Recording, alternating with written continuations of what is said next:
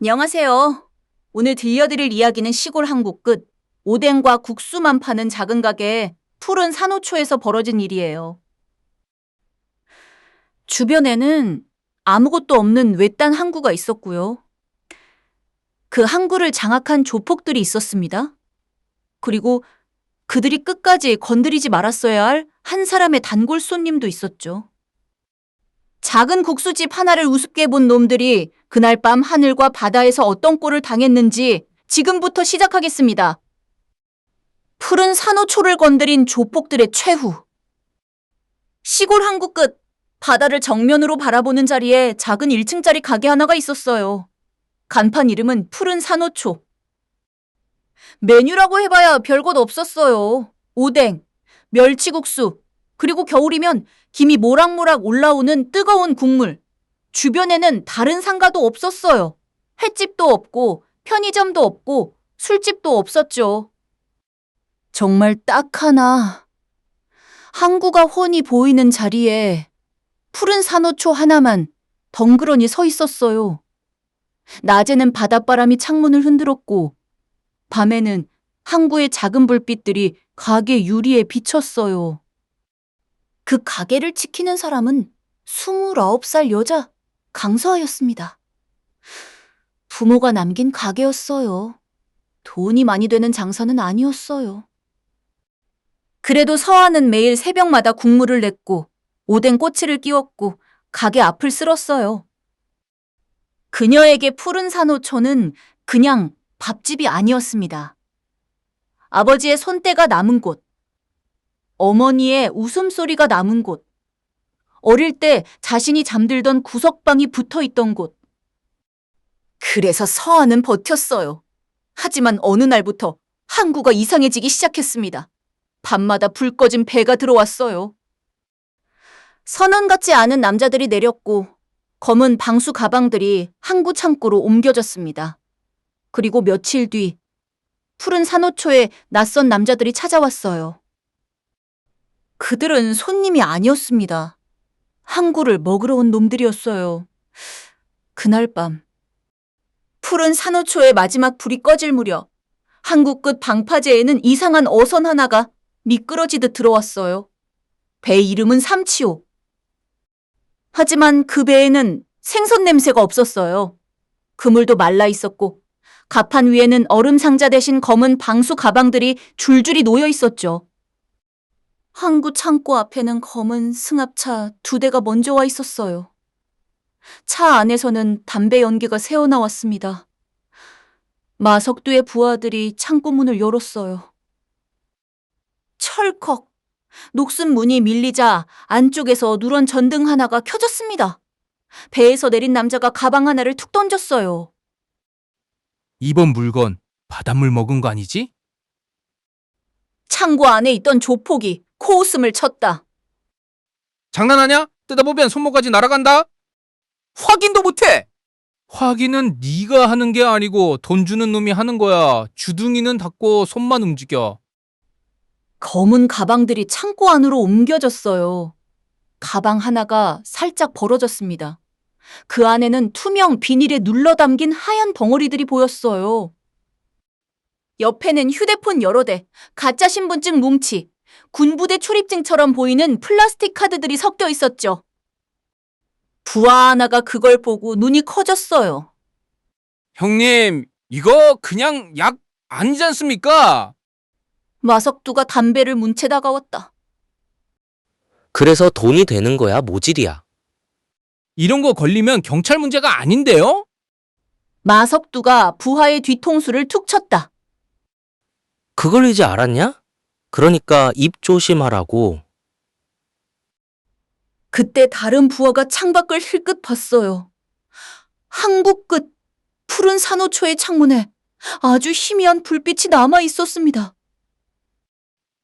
형님, 저 국수집 아직 불 켜져 있습니다. 마석두의 눈이 가늘어졌다. 또 무슨 일이냐? 예, 저 여자 밤마다 창밖 보는 것 같습니다. 마석두가 피식 웃었다. 국수나 삶을 것이지 눈깔은 왜 그렇게 부지런해? 그는 담배를 바닥에 던져 비볐다. 내일부터 건드려. 어느 정도로요?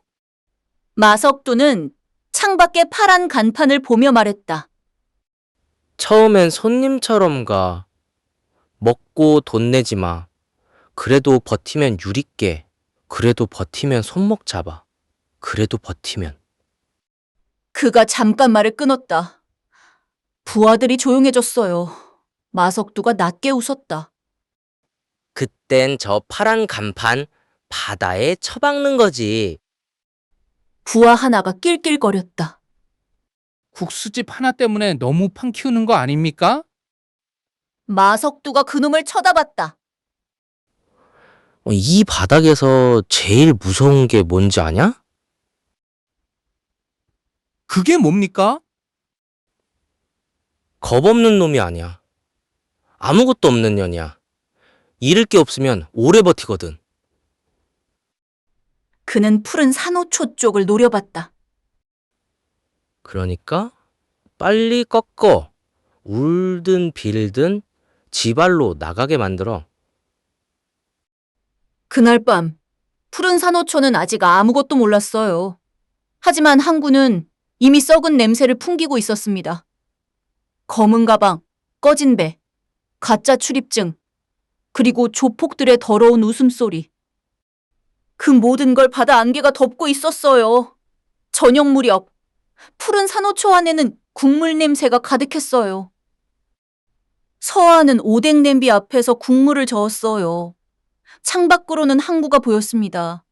갈매기 몇 마리가 낮게 날았고 낡은 어선들이 밧줄에 묶여 흔들리고 있었죠. 그때 문이 열렸어요. 딸랑 한 남자가 들어왔습니다. 검은 점퍼에 낡은 구두, 머리에는 흰머리가 조금 섞여 있었어요. 서아가 웃으며 말했다.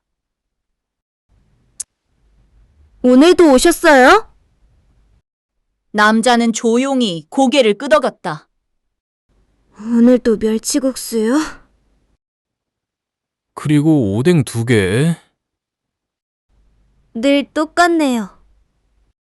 남자가 창가 자리에 앉으며 말했다. 사람이 나이 먹으면 바꾸는 것도 귀찮아져. 서아는 웃었다. 서울에서 오시는 거죠?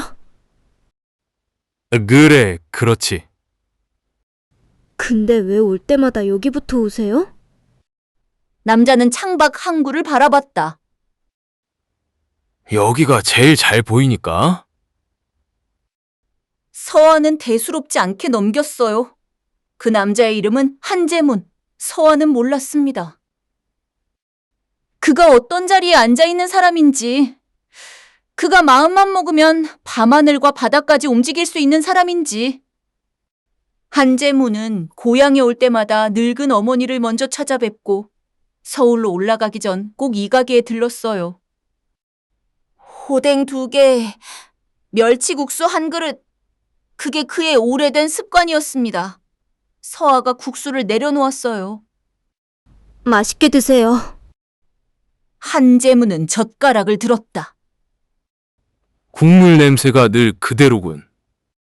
네, 뭐라고요? 아니요. 예전 생각이 나서. 그때였습니다. 창밖 항구 끝에 검은 승합차 한 대가 들어왔어요. 한재문의 눈이 아주 잠깐 차가워졌습니다. 승합차에서 남자 셋이 내렸어요. 그들은 항구 창고 쪽으로 걸어갔습니다. 서아도 그쪽을 봤어요. 얼굴이 살짝 굳었습니다. 한재문이 물었다. 요즘 저 사람들이 자주 오나요? 서아는 애써 웃었다. 그냥 한국일 하는 사람들 같아요. 항구이라는 사람들 걸음걸이가 아닌데. 서아는 대답하지 못했어요. 한재문은 다시 국수를 먹었습니다. 하지만 그의 시선은 계속 항구에 머물러 있었어요. 다음 날부터 푸른 산호초는 조금씩 망가졌다. 처음엔 가게 앞에 담배꽁초가 쌓였다. 그 다음엔 간판 아래에 침을 뱉고 갔다. 며칠 뒤에는 빨간 스프레이로 욕이 적혔다. 서아는 새벽마다 그걸 닦았다. 닦아도 또 생겼다. 그러던 어느 오후 남자 넷이 푸른 산호초 안으로 들어왔다. 딸랑. 종소리는 평소처럼 맑았지만 들어온 놈들의 얼굴은 손님 얼굴이 아니었다. 그들은 앉지도 않고 오뎅 냄비 앞으로 갔다. 한 놈이 꼬치를 마음대로 꺼내 물었다. 야, 이거 국물 좀 심심한데? 다른 놈이 국자를 들고 냄비 안을 휘저었다. 오, 냄새는 좋네. 근데 돈 내고 먹을 맛은 아닌데? 서아가 카운터에서 나왔다. 드실 거면 주문하고 드세요. 놈 하나가 고개를 삐딱하게 꺾었다. 주문이라고? 그는 입에 물던 오뎅 꼬치를 바닥에 툭 던졌다. 야, 우리가 주문하게 생겼냐? 서아의 얼굴이 굳었다. 여기서 이러지 마세요. 이러지 말라네. 놈들이 낄낄거렸다. 한 놈이 냉장고를 열어 소주병을 꺼냈다. 서아가 다가가 병을 붙잡았다. 그건 안 됩니다. 순간 놈의 눈이 차가워졌다. 손 치우라고. 계산하고 드세요. 계산 같은 소리 하네. 그가 서아 손을 밀쳤다. 소주병이 바닥에 떨어져 깨졌다. 쨍그랑. 서아가 놀라 뒤로 물러났다. 그때 밖에서 검은 승합차 문이 열렸다. 마석두가 내렸다. 항구 바람을 맞으며 천천히 걸어온 그는 가게 안을 한번 훑어보고는 피식 웃었다. 장사 잘 되네? 부하들이 허리를 숙였다. 형님 오셨습니까? 마석두는 서아 앞에 섰다. 네가 여기 사장이냐? 서아는 숨을 고르고 말했다. 네, 그렇습니다. 이름 말해봐. 강사입니다. 이름은 곱네. 마석두가 가게 안을 둘러봤다. 근데 장사할 자리는 못 골랐다. 서아가 입술을 깨물었다. 무슨 말씀이세요? 마석두가 창밖 항구를 턱짓했다. 저기 보이지? 밤마다 배 들어오는 거. 서아의 눈동자가 아주 작게 흔들렸다. 마석두는 그걸 놓치지 않았다. 너 분명히 봤네? 전 아무것도. 야, 잘 들어봐. 그가 말을 끊었다. 거짓말은 목소리부터 티가 나. 너 지금 벌써 들켰어. 서아는 대답하지 못했다. 마석두가 낮게 말했다. 이 항구에서 눈 좋은 사람은 오래 못 간다. 특히 혼자 사는 사람은 더. 그는 카운터 위에 놓인 부모님 사진을 힐끗 봤다. 부모님이 남긴 가게라며? 서아가 그를 노려봤다. 마석두가 웃었다. 그럼 더 조심해야지. 산 사람은 살아야 할 거 아냐. 서아가 이를 악물었다. 여기서 나가세요. 순간 부하들이 조용해졌다. 마석두는 서아를 가만히 바라보다가 웃었다. 방금 뭐라고 했냐? 나가시라고요. 마석두가 손가락으로 자기 귀를 후볐다. 국수 삶는 계집애가 배짱은 있네. 그는 한 걸음 다가왔다. 좋아. 오늘은 그냥 간다. 서아의 어깨가 조금 내려갔다. 마석두는 문 앞에서 멈췄다. 그리고 돌아보며 말했다. 대신 기억해. 그의 목소리가 낮아졌다. 다음엔 손님으로 안 와. 그날 이후 푸른 산호초는 더 노골적으로 괴롭힘을 당했다. 밤에는 오토바이가 가게 앞을 빙빙 돌았다. 새벽에는 문틈에 죽은 생선이 끼워져 있었다. 가게 전화로는 아무 말 없는 전화가 계속 걸려왔다. 서하는 겁이 났다. 하지만 문을 닫지 않았다. 다음 날도 그녀는 오뎅 국물을 끓였다. 그게 그녀가 할 수 있는 유일한 반항이었다. 며칠 뒤 한재문이 다시 푸른 산호초를 찾았어요. 가게 유리창은 금이가 있었고 간판 한쪽은 깨져 있었습니다.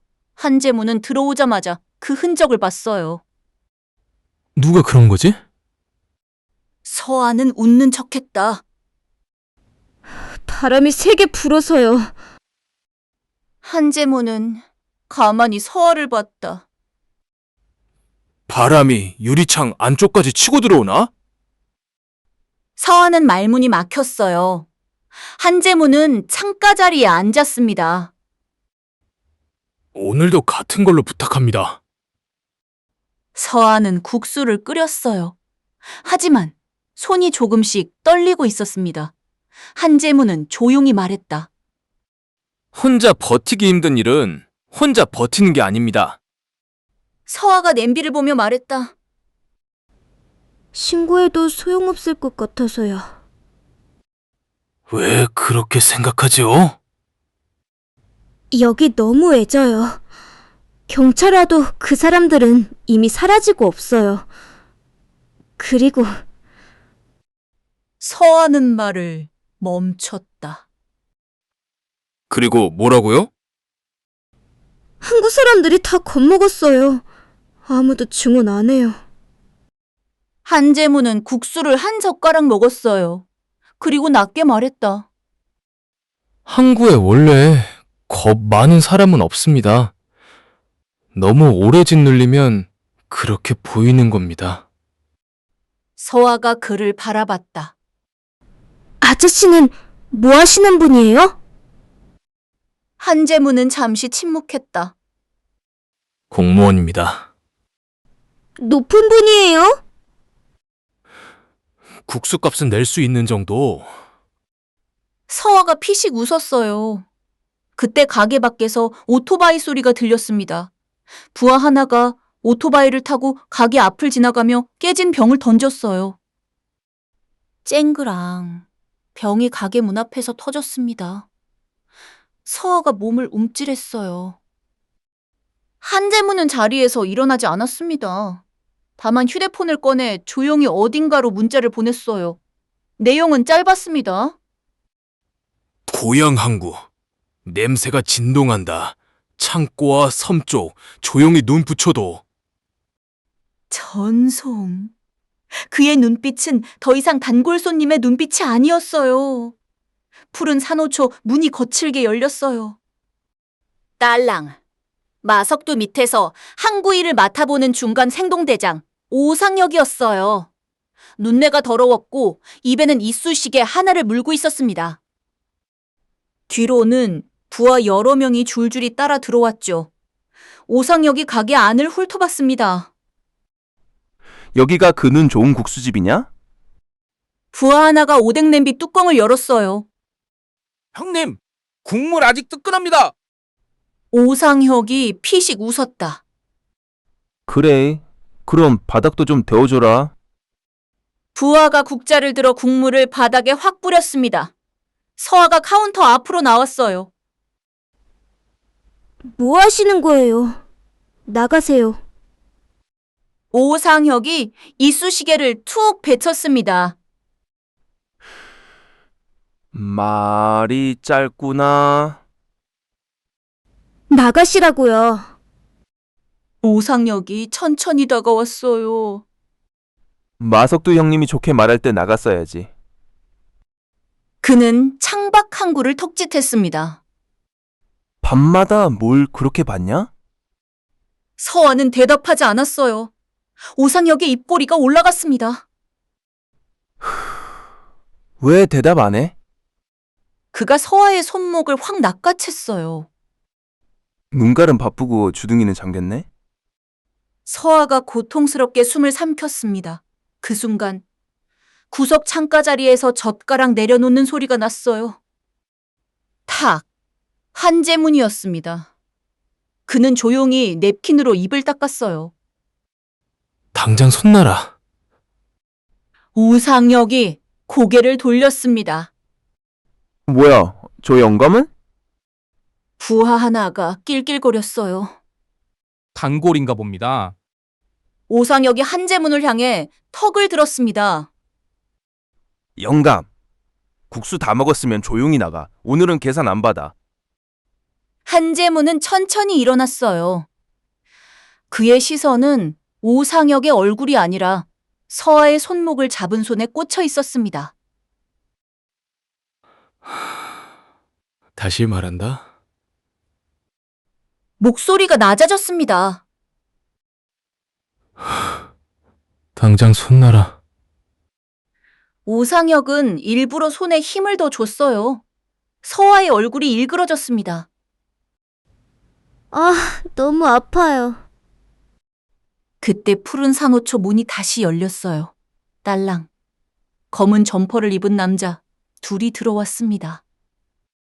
하나는 키가 컸고 다른 하나는 어깨가 넓었어요. 둘 다 손에는 아무것도 들고 있지 않았습니다. 그런데 이상하게도 그 둘이 들어온 순간 가게 안 웃음소리가 뚝 끊겼어요. 오상혁이 인상을 썼습니다. 뭐야? 또 손님이야? 키 큰 남자가 가게 안을 훑어봤어요. 넘어진 의자, 바닥에 뿌려진 국물, 손목을 잡힌 서아. 그가 낮게 말했습니다. 손님 받는 가게에서 개판을 쳐놨네. 부하 하나가 다가왔어요. 야, 너 말투가 좀 건방진데? 놈이 키 큰 남자의 가슴을 밀치려는 순간이었습니다. 정확히 뭘 맞았는지 아무도 보지 못했어요. 그런데 놈의 몸이 옆으로 접혔습니다. 오뎅 냄비 옆 바닥에 무릎부터 박혔어요. 아, 너무 아파. 어깨 넓은 남자는 문가에 서 있던 다른 놈의 멱살을 잡았습니다. 너도 밖으로 나가. 쾅! 놈은 문 밖 계단 쪽으로 밀려나가 처박혔어요. 딸랑딸랑딸랑.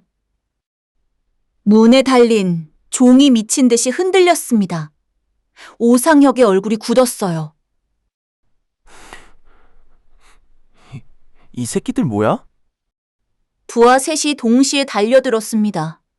전부 다 쳐라! 하지만 싸움이 아니었어요. 일방적인 정리였습니다.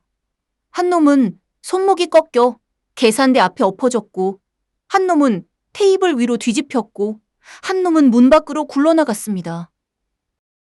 쾅! 우당탕! 딸랑!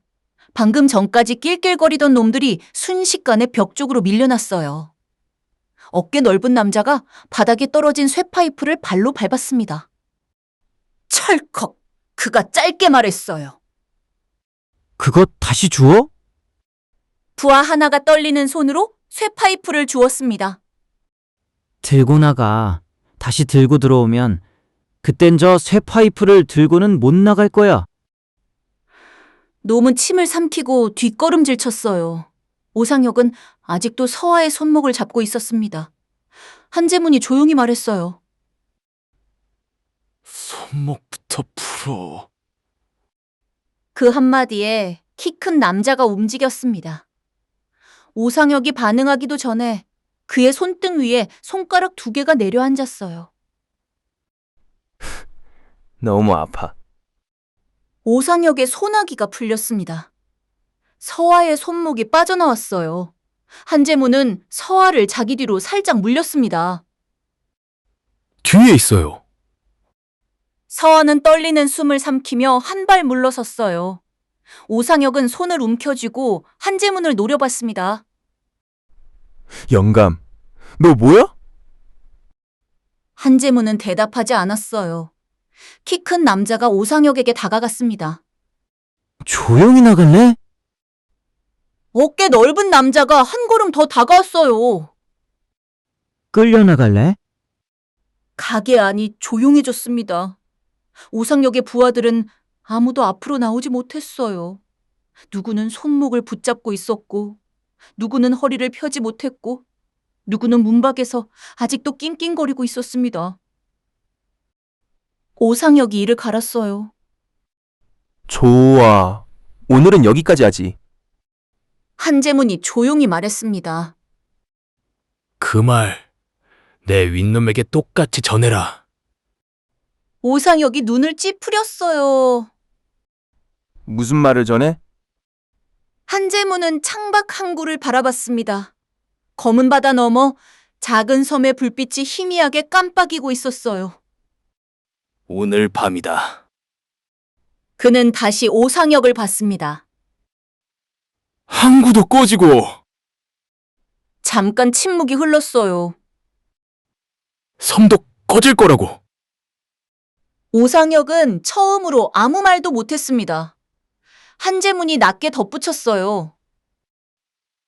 그리고 다시 이 가게 문 열고 들어오면 그의 시선이 오상혁의 손목으로 내려갔습니다. 그땐 걸어서 못 나간다. 오상혁은 부하들에게 턱짓했어요. 시발, 지금 당장 나가. 부하들이 하나둘 문 밖으로 빠졌습니다. 문 밖으로 나가던 놈 하나가 작게 욕을 중얼거렸어요. 그 순간 어깨 넓은 남자가 고개만 돌렸습니다. 놈은 바로 입을 닫았어요. 오상혁은 마지막까지 한재문을 노려봤습니다. 마석두 형님한테 그대로 전해드리지. 한재문은 눈 하나 깜짝하지 않았어요. 그래, 전해라. 오상혁이 문 밖으로 나갔습니다. 딸랑, 가게 안에는 조폭들의 웃음소리도 깨진 그릇 소리도 남아있지 않았어요. 서한은 풀린 손목을 감싸 쥐고 한재문을 바라봤습니다. 저기, 아저씨. 한재문은 짧게 말했어요. 오늘 밤은 문 잠그고 있어요. 무슨 일이 생기는 거예요? 한재문은 창밖의 항구를 봤습니다. 멀리 어둠 속에서 검은 세단 한 대가 조용히 움직이고 있었어요. 아주 시끄러운 밤이 될 겁니다. 그 말을 남기고 한재문은 검은 점퍼의 두 남자와 함께 가게를 나갔어요. 밖으로 나간 오상혁은 피 묻은 입술을 닦으며 부하에게 소리쳤습니다. 차 돌려. 형님한테 간다. 부하가 물었어요. 뭐라고 전합니까? 오상혁은 푸른 산호초 간판을 노려봤습니다. 그 영감 뒤에 사람이 붙어 있다고? 그는 이를 갈았어요. 그리고 오늘 밤 저 가게부터 부숴야 한다고. 오상혁이 항구 창고 문을 걷어차고 들어왔을 때 마석두는 낡은 소파에 기대 앉아 담배를 피우고 있었어요. 창고 안은 담배 연기로 뿌옇게 차 있었습니다. 앞에는 어젯밤 옮겨온 검은 방수 가방들이 쌓여 있었고 한쪽 철제 상자 안에는 위조 군부대 출입증, 군 항만 출입 기록, 군수 물자 운송 코드가 적힌 장부, 해외 조직과 주고받은 파일들이 들어 있었어요. 마석두가 눈썹을 찌푸렸습니다. 꼴이 왜 그래? 오상혁은 입술에 묻은 피를 손등으로 훔쳤어요. 형님, 푸른 산호초에 이상한 놈들이 붙어 있습니다. 마석두가 담배 연기를 천천히 배쳤습니다. 그 국수집이 아직도 장사를 해? 예, 아직 장사합니다. 그래서 뭐야? 오상혁은 이를 갈았어요. 영감 하나가 있었는데 보통 영감이 아닙니다. 옆에 검은 점퍼 둘이 붙어 있었고요. 마석두가 피식 웃었습니다. 경호원돌이 하는 늙은 놈이냐? 그런 느낌이 아니었습니다. 그럼 그게 뭔데? 오상혁은 잠깐 말을 삼켰어요. 자존심 때문에 말하기 싫었지만 부러진 부하들의 꼴이 이미 답이었습니다. 우리 애들 셋이 먼저 덤볐는데 순식간에 접혔습니다. 마석두의 눈빛이 차가워졌어요. 셋이 한꺼번에 덤볐는데도? 창고 안이 조용해졌습니다. 마석 두는 자리에서 천천히 일어났어요. 국수집 하나 겁주러 보냈더니 얻어맞고 기어 들어왔다? 오상혁은 고개를 숙였습니다. 죄송합니다. 마석두가 가까이 다가왔어요. 그리고 오상혁의 뺨을 가볍게 툭툭 쳤습니다. 상혁아, 잘 들어. 야, 형님, 듣고 있습니다. 쪽팔린 건 맞아도 거짓말은 하지 마라. 오상혁이 이를 악물었어요. 거짓말 아닙니다. 그 영감이 말했습니다. 뭐라고 했어? 오상혁은 푸른 산호초 쪽을 떠올렸습니다. 오늘 밤 항구도 꺼지고 섬도 꺼질 거라고. 마석두의 표정이 살짝 굳었어요. 하지만 그는 곧 웃었습니다. 억지로 더 크게 웃었죠. 야, 이 동네에 별놈 다 있다. 서울 갔다 온 늙은 놈들 다 지가 뭐 되는 줄 알아? 부하 하나가 조심스럽게 말했어요. 형님, 근데 어제부터 항구 주변에 못 보던 차가 돕니다. 창고 건너편에도 검은 차가 서 있었고요. 마석두가 그놈을 노려봤습니다. 너도 쫄았냐? 그건 아닙니다. 그럼 입 닫아. 마석두는 철제 상자를 발로 툭 찼어요. 안에 있던 파일 몇 장이 흔들렸습니다. 부하 하나가 낮게 중얼거렸어요. 형님, 이건 진짜 위험한 거 아닙니까? 걸리면 경찰선에서 안 끝납니다. 마석두가 그놈에게 다가갔습니다. 위험하니까 돈이 되는 거야. 그는 부하의 볼을 손가락으로 툭툭 쳤어요. 그래서 안 걸리게 하라고. 머리는 장식이냐? 부하는 고개를 숙였습니다. 마석두는 창고 문밖을 봤어요. 멀리 푸른 산호초에 파란 간판이 낮에도 선명하게 보였습니다. 그 간판이 마음에 걸렸어요.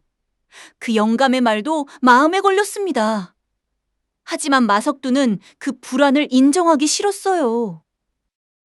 그는 휴대폰을 꺼내 백도건에게 전화를 걸었습니다. 오늘 밤에 정리합니다. 수화기 너머에서 낮은 목소리가 들렸어요. 그 국수집 말이냐? 예, 그렇습니다. 여자도 같이? 마석두는 잠깐 침묵했습니다. 섬으로 넘기겠습니다. 입만 막으면 됩니다. 백도건의 목소리가 더 낮아졌어요. 장부부터 빼. 출입증이랑 코드표도 같이 빼. 그거 털리면 우리만 죽는 게 아니다. 마석두가 이를 드러내며 웃었습니다. 걱정 마십시오. 오늘 밤 지나면 저 가게는 항구에 없을 겁니다.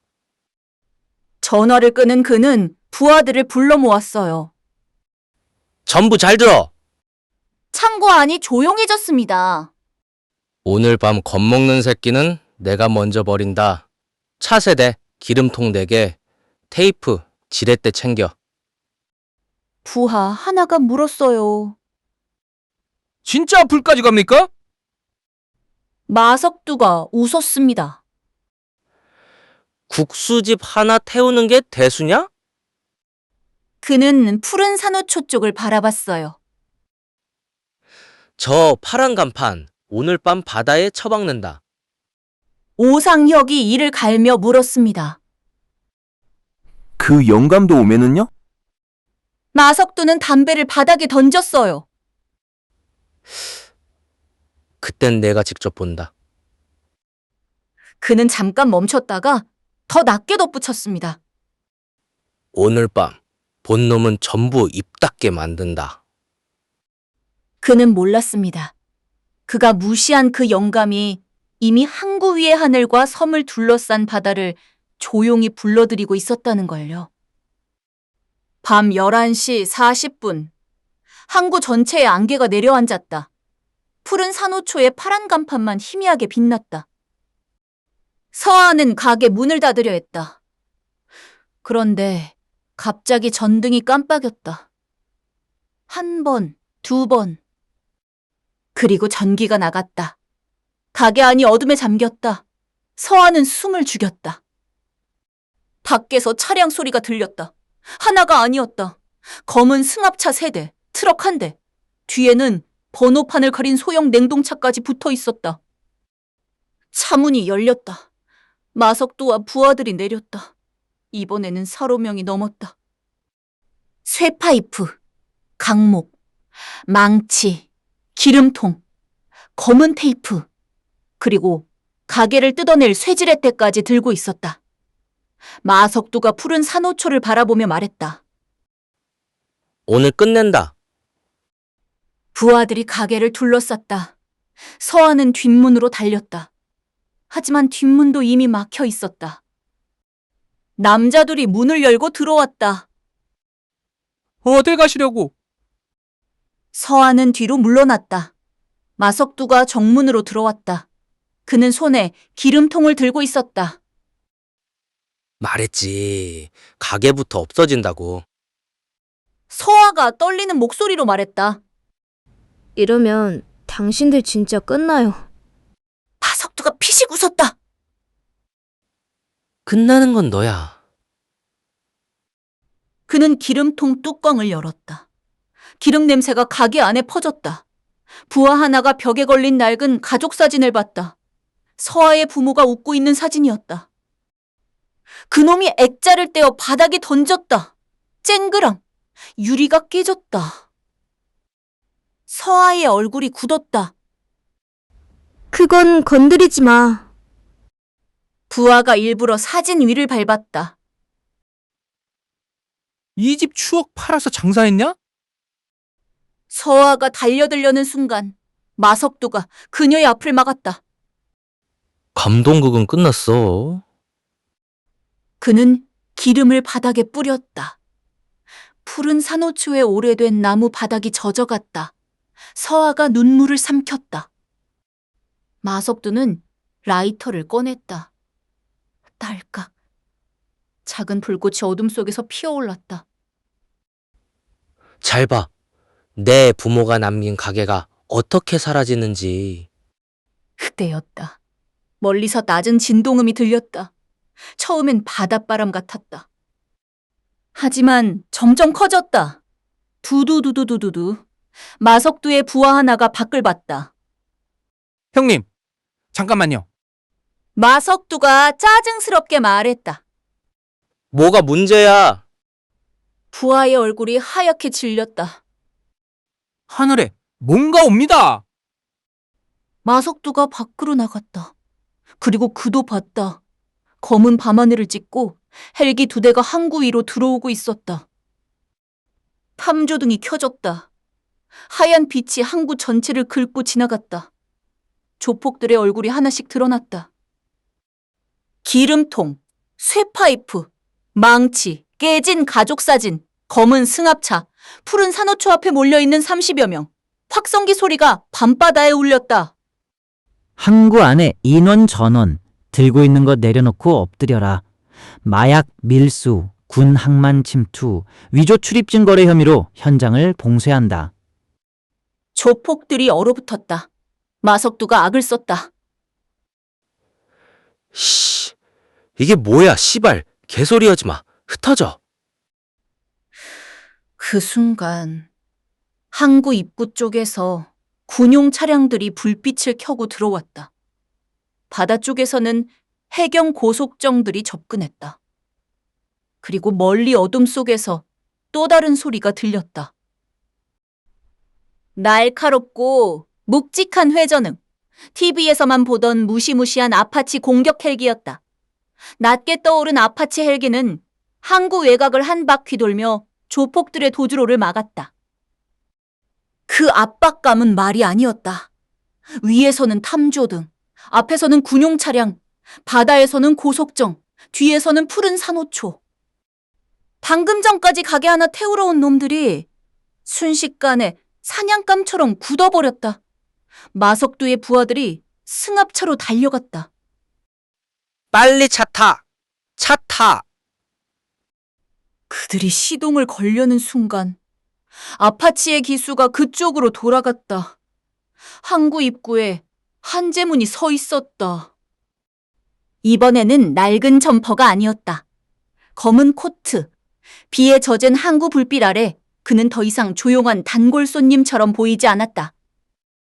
그때 군용 차량에서 내린 장교 하나가 한재문 곁으로 빠르게 다가왔다. 장교는 자세를 바로잡았다. 국방부 장관님, 항구 외곽 봉쇄 끝났습니다. 그 한마디에 마석두의 얼굴에서 핏기가 빠졌다. 서화도 숨을 멈췄다. 국방부 장관님. 그 말 하나가 푸른 산호초 앞마당을 얼려버렸다. 마석두가 입술을 떨었다. 국방부 장관이라고? 한재문은 그를 보지도 않았다. 무전기를 들어 짧게 명령했다. 도주 차량만 끊어. 이놈들은 특전사 대원들 주먹 맛을 보여주고 차바퀴와 엔진만 죽여. 그의 목소리는 낮았다. 하지만 그 낮은 목소리 하나에 하늘 위 헬기가 방향을 틀었다. 다음 순간 아파치 헬기의 발칸포가 밤 공기를 찢었다. 두두두두두두두. 불꽃이 아스팔트를 긁었다. 승합차 앞바닥이 터지고 앞바퀴가 그대로 주저앉았다. 엔진룸에서 시커먼 연기가 솟았다. 조폭 하나가 문고리를 잡고 있다가 기겁해서 바닥에 엎어졌다. 다른 승합차도 도망치려 했다. 두두두두두. 발칸포가 차량 앞쪽을 갈라놓았다. 유리창이 터지고 라디에이터가 박살나고 차량은 숨 끊긴 짐승처럼 푸슉거리며 멈췄다. 세 번째 차가 후진했다. 아파치가 더 낮게 내려왔다. 탐조등이 그 차를 꽂았다. 두두두두두두. 차량 앞부분이 튀어오르더니 그 자리에서 비틀거리며 멈췄다. 총구는 사람을 쫓지 않았다. 대신 바퀴와 엔진, 도망갈 다리만 하나씩 씹어버렸다. 마석두가 소리쳤다. 미친 진짜 군대를 불렀어? 한재문이 천천히 앞으로 걸어왔다. 내가 말했지. 그의 목소리는 낮았지만 항구 전체에 꽂혔다. 후회할 거라고. 마석두의 손에서 라이터가 떨어졌다. 딸그랑. 그 소리가 이상할 정도로 크게 들렸다. 차량들이 주저앉자 마석두의 부하들이 사방으로 흩어지려 했다. 한재문은 항구 전체를 한 번 훑었다. 푸른 산호초, 방파제, 창고 지붕, 도주보트가 묶인 물가. 그는 무전기를 다시 들었다. 푸른 산호초 기준으로 반원포위. 가게 쪽으로는 한 발도 못 붙게. 짧은 침묵 뒤 헬기 조종사의 목소리가 돌아왔다. 투입 준비 완료. 한재문이 고개를 들었다. 레펠 시작해. 그 한마디가 떨어지자 블랙호크 헬기 문이 열렸다. 검은 전투복을 입은 특수 임무대원들이 로프를 타고 항구로 내려오기 시작했다. 하나, 둘, 셋. 푸른 산호초 앞마당, 방파제 위, 창고 지붕 옆, 항구 입구 컨테이너 위. 대원들이 빠르게 착지했다. 마석두가 미친 듯이 외쳤다. 쳐. 숫자는 우리가 많아. 그 말에 조폭들이 강목과 쇠파이프를 들고 달려들었다. 하지만 그건 싸움이 아니었다. 정리였다. 첫 번째 놈이 쇠파이프를 휘둘렀다. 대원 하나가 몸을 낮춰 피한 뒤 손목을 비틀고 어깨를 꺾어 그대로 바닥에 꽂았다. 쿵! 놈은 쇠파이프를 놓치고 입만 벌린 채 바닥에 붙었다. 두 번째 놈이 뒤에서 달려들었다. 대원은 뒤도 제대로 보지 않고 팔꿈치로 밀어낸 뒤 무릎을 꿇었다. 놈은 의자처럼 접혀서 오뎅 냄비 옆 바닥에 처박혔다. 세 번째, 네 번째가 동시에 덤볐다. 다른 대원이 로프를 놓고 착지하자마자 두 사람 사이로 파고들었다.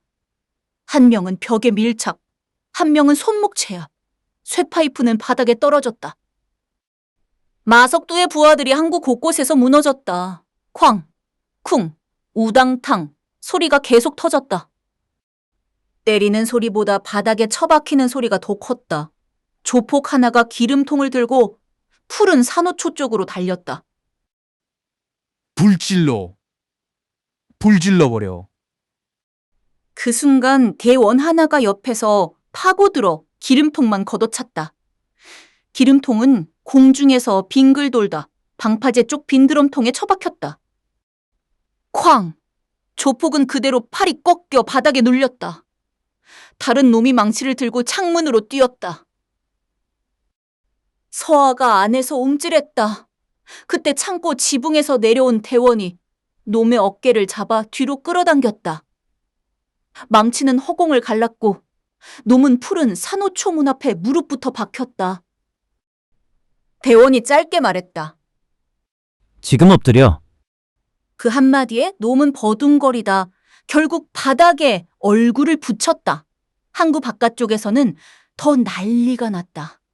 부하 6명이 한꺼번에 바다 쪽으로 달렸다. 그곳에는 미리 묶어둔 소형 보트가 있었다. 배 타고 튀어. 한 놈이 밧줄을 풀고 다른 놈이 엔진을 켜려 했다. 붕. 그 순간 아파치 헬기가 바다 쪽으로 기수를 돌렸다. 탐조등이 보트를 물었다. 발칸포가 다시 울었다. 두두두두두. 보트 옆 방파제에 불꽃이 길게 튀었다. 도망치던 놈들이 그 자리에서 엎드렸다. 타지마. 타면 진짜 끝장이야.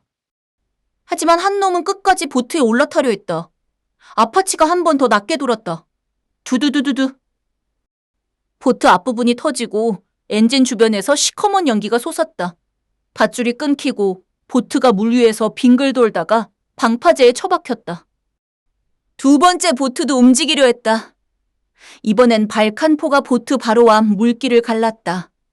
물기둥이 보트 위로 쏟아졌다. 배에 올라타던 놈들이 바닷물을 뒤집어 쓰고 개처럼 기어내려왔다. 아파치는 사람을 쫓지 않았다. 대신 보트에 숨통을 끊었고 도망가겠다는 생각 자체를 박살냈다. 마석두는 이를 갈았다. 씨발 젠장할. 그는 푸른 산호초 안쪽으로 뛰어들었다. 서아를 인질로 잡으려는 생각이었다. 하지만 문 앞에 한재문이 서 있었다. 마석두가 멈췄다. 당장 길 비켜. 한재문은 움직이지 않았다. 너는 지금 선택지가 없다. 마석두가 품에서 칼을 꺼내 들었다. 있어 너를 베고 지나가는 거. 그가 달려들었다. 그 순간 한재문 옆에 있던 대원이 한 걸음 앞으로 나왔다. 짧았다. 너무 짧아서 마석두는 뭘 당했는지도 몰랐다. 칼을 든 손목이 꺾였다. 무릎 뒤쪽이 눌렸다. 몸이 앞으로 꺾였다. 쿵! 마석두의 얼굴이 푸른 산호초 문턱 앞에 박혔다. 그가 다시 일어나려 하자 대원은 그의 팔을 등 뒤로 접었다. 마석두는 이를 악물며 버둥거렸다. 놓으라고? 한재문이 몸을 낮췄다. 국수집 하나쯤 별거 아니라고 생각했냐? 마석두는 대답하지 못했다. 한재문이 깨진 가족 사진을 집어들었다. 사진 속 서아의 부모는 여전히 웃고 있었다. 한재문의 목소리가 더 낮아졌다. 내 놈들이 우습게 본 건 가게가 아니야. 그는 마석두의 눈앞에 사진을 내려놓았다. 사람이 살던 자리다. 마석두는 바닥에 얼굴을 붙인 채 씩씩거렸다. 한재문이 말했다. 그리고 오늘 그 자리가 내 끝이다. 서아는 가게 안에서 그 장면을 봤다. 며칠 동안 자신을 짓밟던 놈이 이제는 문턱 앞에서 얼굴도 못 들고 있었다. 그녀는 그제야 숨을 내쉬었다. 가슴 안쪽에 꽉 막혀 있던 것이 한꺼번에 빠져나가는 기분이었다. 항구는 정리되고 있었다.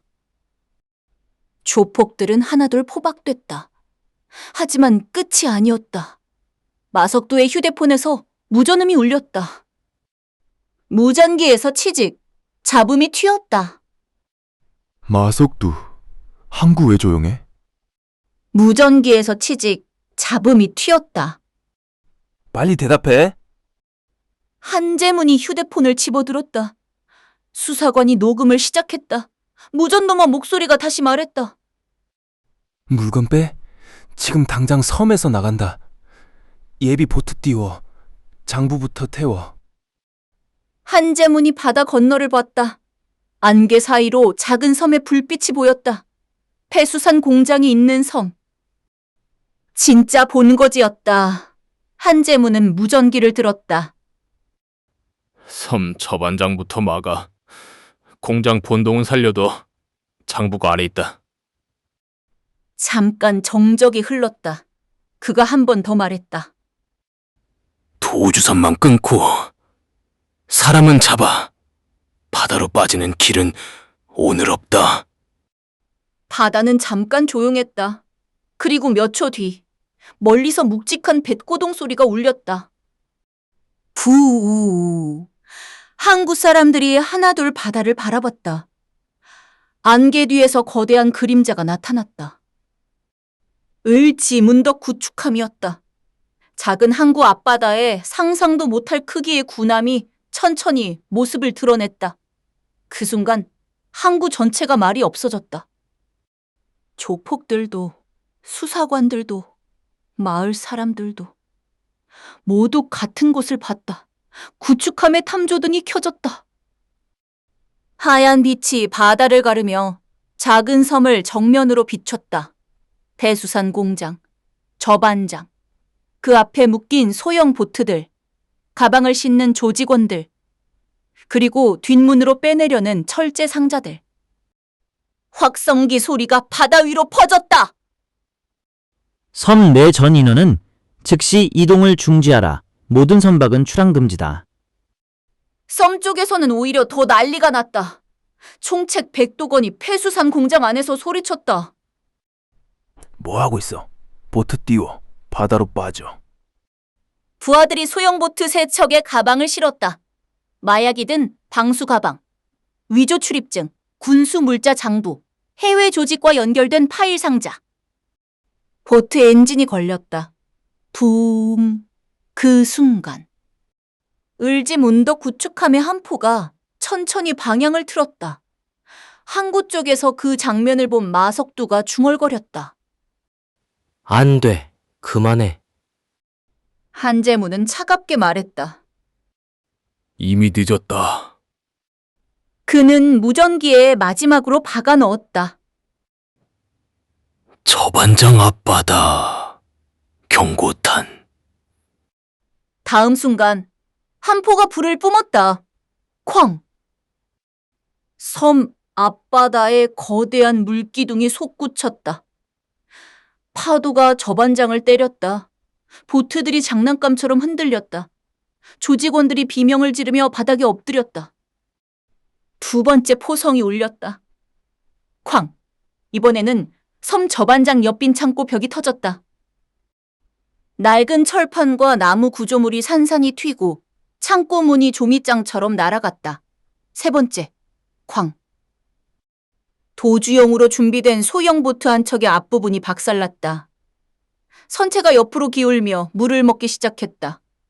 방수 가방들이 바다로 굴러떨어졌다. 백도건이 눈을 부릅떴다. 미친놈들. 진짜 쏜다고? 을지문덕 구축함의 발칸포가 회전하기 시작했다. 위. 그 소리가 섬까지 닿았다. 조직원들은 그 소리만 듣고도 다리가 풀렸다. 섬 저반장에 묶인 나머지 보트들이 탐조등 아래 선명하게 드러났다. 다음 순간 두두두두두두두 발칸포가 밤바다를 긁었다. 보트 옆 물 위에 불꽃이 튀고 선체 주변이 찢겨나갔다. 엔진 덮개가 터지고 키가 부러지고 밧줄이 끊겼다. 한 척은 연기를 뿜으며 빙글 돌았다. 다른 한 척은 방파제에 들이받고 그대로 멈췄다. 도망치려던 조직원들이 보트 앞에서 얼어붙었다. 방금 전까지 바다로 튀면 산다고 믿던 얼굴들이 그 자리에서 싹 죽었다. 백도건은 마지막 보트를 향해 손짓했다. 저거라도 타라고.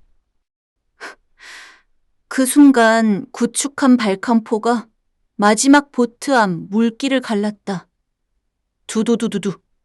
물기둥이 보트 위로 쏟아졌고 보트는 옆으로 밀려 방파제에 처박혔다. 이제 섬에는 도망칠 배가 없었다. 백도건은 이를 갈았다. 뒤로 빠져 산길로. 그는 폐공장 뒤쪽 산길로 뛰었다. 하지만 그곳에도 이미 사람들이 있었다. 해상 침투조가 섬 뒤편에서 올라와 있었다. 검은 전투복의 대원들이 길을 막았다. 백도건이 멈췄다. 그의 손에는 작은 권총이 들려 있었다. 대원이 차갑게 말했다. 당장 그거 버려? 백도건은 이를 갈았다. 너희가 뭔데? 대원이 한 걸음 다가왔다. 마지막 경고다. 백도건은 주변을 봤다. 앞은 특수임무대. 뒤는 폐공장. 바다는 구축함. 하늘에는 헬기. 도망갈 구멍이 없었다. 그는 끝까지 버티려 했다. 권총을 든 손이 조금 올라갔다. 그 순간 대원 하나가 옆에서 파고들었다. 손목이 꺾였다. 권총이 바닥에 떨어졌다. 철컥. 백도건은 무릎부터 꺾였다. 그는 분노로 얼굴을 일그러뜨렸지만 이미 늦었다. 대원들이 그의 팔을 잡아 뒤로 묶었다. 섬 저반장에서는 조직원들이 줄줄이 엎드려 있었다. 폐공장 안에서는 방수 가방과 장부가 쏟아져 나왔다. 바다 위에는 망가진 보트들이 떠 있었고 하늘에는 아직 탐조등이 돌아가고 있었다. 그 밤 항구와 섬을 먹었다고 믿던 놈들은 땅에서도 바다에서도 하늘에서도 전부기를 잃었다. 새벽 2시. 항구는 완전히 봉쇄돼 있었어요. 마석도 패거리 30여 명은 줄줄이 끌려갔습니다. 얼굴은 먼지와 기름투성이었고 몇몇은 아직도 상황을 받아들이지 못한 눈이었어요. 그중 하나가 서얼을 봤습니다. 며칠 전까지는 그녀를 깔보던 눈이었어요. 이제는 고개도 제대로 들지 못했습니다. 서아는 아무 말도 하지 않았어요. 그냥 바라봤습니다. 그게 더 아팠어요. 마석두는 수갑을 찬 채 한제문 앞에 세워졌습니다. 그는 아직도 이를 갈고 있었어요. 국방부 장관이면 이래도 되는 거야? 한제문은 조용히 대답했다. 국방부 장관이라서 하는 게 아니다. 그럼 그게 뭔데? 이 나라 항구에서 약 팔고 민간인 협박하고 군 출입증까지 건드린 놈들을 잡는 거다. 마석두가 비웃으려 했지만 입가가 제대로 움직이지 않았어요. 한제문이 한 걸음 다가갔습니다. 너희는 사람을 잘못 건드린 게 아니다. 마석두가 그를 노려봤다. 한제문이 말했다. 장소를 잘못 골랐다. 그는 푸른 산호초 간판을 바라봤습니다. 여긴 누군가 밥 먹던 자리야. 누군가 버티던 집이고 누군가 죽어도 못 버리는 고향이다. 마석두는 아무 말도 못했어요. 수사관들이 그를 끌고 갔습니다. 서아는 그제야 가게 안을 돌아봤어요. 의자는 부서졌고 유리창은 금이 갔고 바닥에는 기름 냄새가 남아 있었습니다. 그녀는 천천히 냄비 앞으로 갔어요. 오뎅 국물은 식어 있었죠. 하지만 냄비는 깨지지 않았습니다. 서아는 불을 다시 켰어요. 딸깍 파란 불꽃이 올라왔습니다. 한제문이 조용히 가게 안으로 들어왔어요. 오늘은 쉬어도 됩니다. 서아는 냄비를 보며 말했다. 국물 다시 데우면 돼요. 한제문은 그녀를 바라봤습니다. 서아가 웃으려 애쓰며 말했다. 냄비는 멀쩡하잖아요. 한재무는 잠시 아무 말도 하지 못했어요. 그는 창가 자리로 갔습니다. 늘 앉던 자리였어요. 서아가 물었다. 멸치 국수요? 한재문이 고개를 끄덕였다. 그리고 오뎅 2개. 서아는 국수를 삶았어요. 밖에서는 군인들이 철수 준비를 하고 있었습니다. 구축함은 아직 바다 위에 떠 있었고요. 아파치 헬기는 항구 상공을 마지막으로 한 바퀴 돌고 멀어졌습니다. 조금 전까지 지옥 같았던 항구에 다시 국수 삶는 냄새가 퍼지고 있었어요. 서아가 국수를 내왔어요. 한재무는 젓가락을 들었습니다. 한 입 먹고 조용히 말했어요. 맛이 그대로군. 서아가 맞은편에 앉았습니다. 저기, 장관님. 그렇게 부르면 국수가 맛없어집니다. 서아는 작게 웃었어요. 그럼 뭐라고 불러요? 그냥 서울 아저씨라고 하시오. 서아는 한참 망설이다 물었습니다. 왜 여기까지 도와주셨어요? 한재무는 국수 그릇을 내려다봤어요. 도와준 게 아닙니다. 아저씨, 뭐라고요? 갚은 겁니다. 서아는 이해하지 못했습니다. 한재무는 창밖 항구를 바라봤어요. 내가 20살 때였습니다. 돈도 없고 집안도 힘들고 군에 들어가기 전날이었죠. 그의 목소리는 낮아졌습니다. 그때 이 가게에서 국수를 먹었습니다. 돈이 없어서 그냥 나가려 했는데 이 집 사장님이 날 불러 세웠습니다. 서아의 눈이 커졌어요. 저희 아버지가요? 한재무는 고개를 끄덕였습니다. 그분이 말했습니다. 젊은 사람이 배고프면 안 된다고. 나라 지키러 가는 놈이 빈속이면 쓰겠냐고. 서아의 눈가가 붉어졌어요. 한재무는 말을 이었습니다. 그날 국수 한 그릇을 공짜로 먹었습니다. 오뎅도 2개? 서아는 아무 말도 못했어요. 한재문이 조용히 웃었습니다. 그래서 내가 늘 같은 걸 먹는 겁니다. 서아의 입술이 떨렸어요. 한재문은 국수 국물을 한 숟가락 마셨습니다. 사람은 배고플 때 밥 준 사람을 잊으면 안 됩니다. 서아는 고개를 숙였어요. 눈물이 테이블 위로 떨어졌습니다. 한재문은 말없이 자리에서 일어났어요. 그는 계산대에 돈이 든 가방을 올려놓았습니다. 국수값보다 훨씬 많은 돈이었어요. 서아가 급히 말했다. 아니, 이게 대체 무슨 돈이에요? 한재문은 문 쪽으로 걸어가며 말했다. 그날 맛있게 먹었던 아버님의 멸치국수 값입니다. 그가 문을 열었어요. 새벽바람이 들어왔습니다. 한재문은 잠시 멈춰섰어요.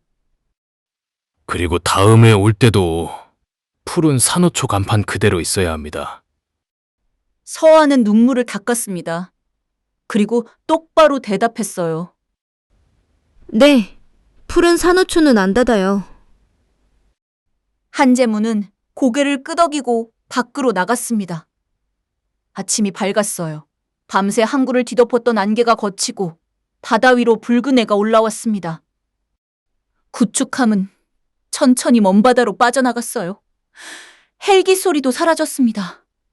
항구에는 다시 갈매기 소리와 파도 소리만 남았어요. 푸른 산호초의 간판은 깨져 있었지만 불은 켜져 있었습니다. 서아는 가게 앞을 쓸었어요. 항구 사람들이 하나둘 다가왔습니다. 누군가는 말없이 깨진 유리를 치워줬고 누군가는 새 의자를 가져다 줬어요. 누군가는 오뎅값도 안 받고 가져가라며 어묵 상자를 내려놓았습니다.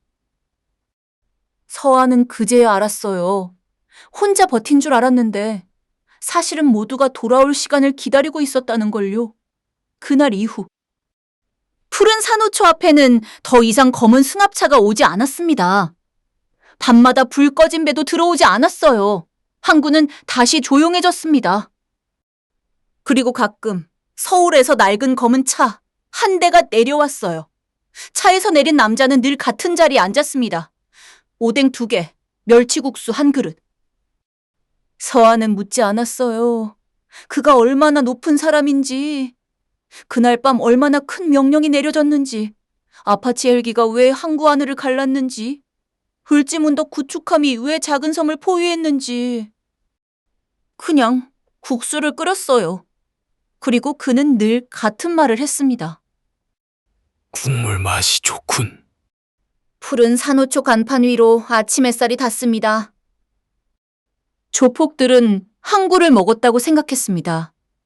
작은 국수집 하나쯤은 짓밟아도 된다고 믿었죠. 하지만 그들이 몰랐던 게 하나 있었어요. 그 작은 가게는 누군가에게 밥 한 그릇의 은혜였고 누군가에게 고향의 마지막 문이었습니다. 그리고 그 문을 부수려던 밤, 하늘에서는 군인들이 내려왔고 바다에서는 군함이 나타났어요. 그날 이후 사람들은 말했습니다. 푸른 산호초를 건드린 놈들은 바다 끝까지 도망쳐도 못 살아남는다고요. 오늘 이야기는 여기까지입니다. 작은 가게 하나쯤은 밟아도 된다고 생각했던 놈들. 그런데 그날 밤 그놈들이 밟은 건 국수집 바닥이 아니라 자기들 무덤 입구였어요. 재밌게 들으셨다면 구독과 좋아요 부탁드립니다. 여러분이라면 푸른 산호초 같은 작은 가게를 지키기 위해 어디까지 버틸 수 있을까요? 댓글로 여러분의 생각을 남겨주세요. 끝까지 들어주셔서 감사합니다. 다음 이야기에서 또 뵙겠습니다.